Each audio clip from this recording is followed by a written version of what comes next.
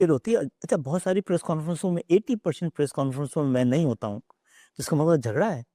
میں تو بہت ہی سلیکٹڈ پریس کانفرنس کرتا ہوں، ورنہ کبھی فاروق ستار کر رہے ہوتے ہیں تو اس کا مقصد نہیں کہ میں ناراض ہوں یا مصطفیٰ کمال ناراض ہے.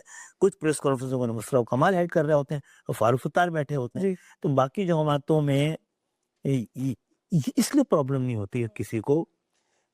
آپ پوچھیں گے بھائی ایم کیو میں جانشین کون ہے آپ کا، جی تو میرے پاس تو جواب نہیں ہوگا. لیکن تمام سیاسی جماعتوں کے پاس جواب آپ پوچھیں گے نہیں. آپ مسلم سے پوچھیں گے کہ آپ کو جانشین کون ہوگا، سب کو پتا ہے کہ پوچھ در پوچھ ایک ہی ہوں گے.